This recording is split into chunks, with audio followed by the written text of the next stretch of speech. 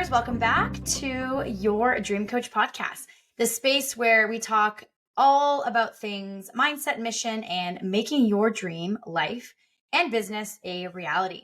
I'm Shayla Wey, and today we're diving into something that I believe is the most important skill every leader, entrepreneur, or business owner must master, and that's communication. Now, I've seen firsthand after years of building teams, scaling businesses, and coaching hundreds of entrepreneurs that communication is the difference maker. And so whether you're trying to inspire your team, close more sales, create content that connects, or even navigate your own personal relationships, communication is the currency of leadership. And the better that you get at it, the more trust you'll build and the more influence you'll have and the bigger impact that you can make. And so today I'm going to dive deep and I'm going to walk you through 7 powerful lessons that I've learned, not from textbooks, but from the trenches, about how great communication transforms leadership and unlocks growth personally and professionally. So let's dive in. So one of the biggest mistakes that I've seen in terms of communication that I've seen leaders make is over explaining, over talking, and over complicating things. Clarity beats complexity every time. And so people don't follow complexity, they follow clarity. And so whether it's a team meeting, a sales conversation, or an Instagram caption, your audience should always walk away saying, I get it. If you confuse, you lose. And in your business, you need to be able to answer, what do you do? Who do you help? And why does it matter? And your team needs to know what's the mission, what's expected of me, and how does this connect to the big picture? So clarity is a leadership superpower. And the more simply and directly that you can speak, the more powerful that you will lead. And so communication isn't just about talking, it's about listening. Listening is 50% of leadership. And if I'm being honest, this is one that I had to learn the hard way. Early in my business journey, I thought being a good communicator meant having the right words, giving the best advice, or delivering the most motivational pep talks. But what I have found is that the best leaders listen first, speak second.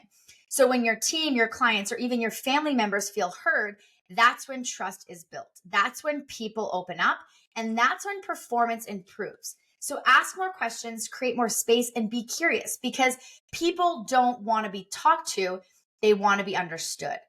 And I don't know if you've ever had this happen where you've had someone say the right words, but then you just felt something else was off. And that's because nonverbal communication is everything. And so nonverbal communication, right, can make up the majority of how we interpret messages. So that's where your tone, your body language, energy, eye contact, it all communicates way more than your actual words. And so what I have found is that you can say all the right things, but if your energy doesn't match, people will feel that. And so this applies on sales calls, in team meetings, on social media. So if you're nervous, distracted, or unsure, your people can sense it. So ask yourself, am I present when I speak? Am I congruent with my message? And am I showing up with energy, belief, and conviction? And if your energy leads, your message lands. And so here's a truth bomb, is that people don't care what you have to say until they feel like you care. I love that phrase, because great communicators build connection before direction. Too many leaders skip right to the, here's what we need to do, before building connection. But what I found is that when you take time to connect first, to ask how someone is doing, to celebrate a win, to show appreciation, your direction is received 10 times better. Why? Because now you're leading with relationship, not just rules. So you can't build a high-performing team without trust, and trust is built through consistent, genuine connection. So culture isn't created by posters or mission statements. It's created by how leaders communicate every single day. So your communication style shapes your culture. Now, I've coached leaders who say they want an open, honest, positive culture, but they communicate in fear, control, or passive aggression. And that disconnect kills culture. And so what I found is that if you want transparency, model transparency. If you want ownership, communicate with empowerment. And if you want collaboration, invite feedback. So your tone, words, and consistency become the blueprint for how your team shows up. So if you want a culture you're proud of, look at how you're showing up in your daily conversations. And this one hits hard. And now this one is confidence, like conflict avoidance is a silent culture killer. And the reason that that one hits hard is because I used to be the queen of conflict avoidance. I'd let issues kind of simmer, avoid those hard conversations, or try to be nice instead of being honest. And unspoken conflict doesn't disappear, it multiplies. Great leaders lean into hard conversations, but they do it with grace, clarity, and compassion. And whether it's giving feedback, resetting expectations, or navigating misunderstandings, the goal isn't to win, it's to solve the problem and protect the relationship. And guess what? Most people want feedback. They just want it delivered with care. And so if you're avoiding a conversation, that's your signal. Leaders go first. And if you want people, right, if we want to move people to action, we need to learn how to tell better stories. Story building builds influence. Facts tell, but stories sell. And I found that the most inspiring leaders aren't just clear or confident, they're relatable. They tell stories that connect. So whether it's your own journey and struggles, client transformations, lessons learned the hard way, storytelling makes your message from kind of meh to magnetic. And so you don't need to be a professional speaker. You just need to tell the truth in a way that makes people feel something. So in sales, in team leadership, in marketing, your ability to sell a compelling story changes everything. And you've probably heard a leader say something like, but I already told them that. And repetition builds understanding and momentum. And so people need to hear things more than once to really absorb them. So you're not being annoying. You're being a leader. Great communication means repeat the vision, the mission, and the key messages again and again until they stick. And don't just repeat words, repeat stories, goals, reminders, encouragement. Repetition builds alignment, consistency, and momentum. And so if you're sick of saying it, you're probably just starting to lead.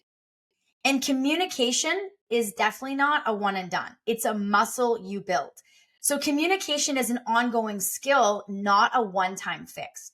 So I've seen leaders invest in marketing strategies, tech platforms, or sales training, but completely overlook communication. And yet how you communicate impacts every area of your business, from how you write emails to how you hold meetings, to how you post online, even to how you speak to yourself.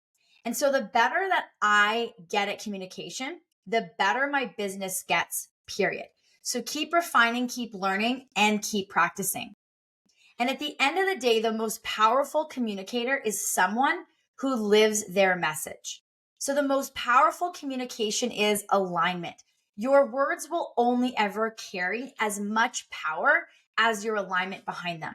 So if you say you care about your team, but your actions say otherwise, people feel that.